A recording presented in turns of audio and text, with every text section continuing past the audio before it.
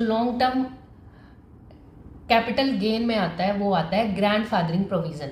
ये provision specially बहुत important है। ये प्रोविजन कहता है कि गवर्नमेंट ने 31/1/2018 से पहले वाली सिक्योरिटीज जो भी आपने एसटीटी पे करके लिस्टेड सिक्योरिटीज परचेज करी थी, अगर वो बेचते वक्त कोई भी लॉन्ग टर्म कैपिटल गेन हो रहा है, यानी आपने 12 महीने से ज़्यादा होल्ड करके उनको सेल किया है, तो उस पर जो टैक्स बनता था वो एग्जम्प्ट हो जाया करता था, यानी उसके ऊपर कोई टैक्स ही नहीं लगता था।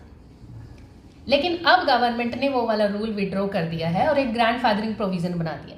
ये प्रोविजन कह रहा है कि अगर आपने 31/1/18 से पहले कोई भी लिस्टेड सिक्योरिटीज वगैरह एसटीटी वगैरह पे करके परचेज किया है, तो 31/1/18 तक जितना कैपिटल अप्रिशिएशन हुआ है आपकी उस कैपिटल एसेट्स में, उसकी तो हम आपको एग्जम्पशन दे ही देंगे, लेकिन उसके बाद होने वाले अप्रिशिएशन की हम आपको एग्जम्पशन नहीं देंगे। चलो शुक्र है भगवान का, इतना तो किया है ना। उसके बाद के अप्रिशिएशन के ऊपर आपको टैक्स पे करना पड़ेगा। अब ये कैसे कैलकुलेट करेंगे? तो फॉर एग्जाम्पल आपने इस 25-26 वाले फाइनेंशियल ईयर में कोई शेयर्स, लिस्टेड इक्विटी शेयर्स या यूनिट्स ऑफ म्यूचुअल फंड या बिजनेस ट्रस्ट वगैरह हो गए, वो सेल किया है सिक्योरिटी ट्रांजैक्शन टैक्स पे करके, राइट।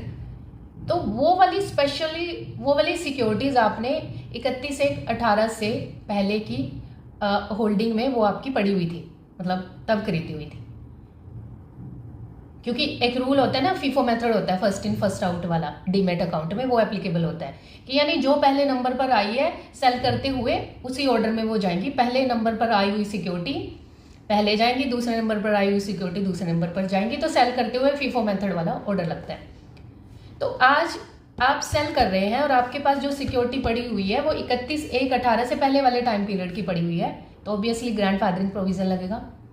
अब ग्रैंडफादरिंग प्रोविजन तो ये कहता है कि 31/18 तक जो भी उन सिक्योरिटीज में अप्रिशिएशन हुआ है उसका बेनिफिट ले लो। वो बेनिफिट कैसे लेंगे? फॉर एग्जाम्पल आपने कुछ सिक्योरिटी खरीदी थी 31/1/18 से पहले वाले टाइम पीरियड में और उनकी वैल्यू थी 100 रुपये, एंड 31/1/18 तक उन सिक्योरिटीज का अप्रिशिएशन होकर वो 200 रुपये की हो गई, यानी 31/1/18 की डेट पर उन सिक्योरिटीज की market value, fair market value जब हमने चेक करी तो 200 रुपये थी, ठीक है। आज जब हमने उन सिक्योरिटीज को सेल किया तो वो 300 रुपये में सेल किया। अब गवर्नमेंट कहती है कि बेशक आपने 100 रुपये में खरीदी थी, 31/1/18 तक 200 रुपये का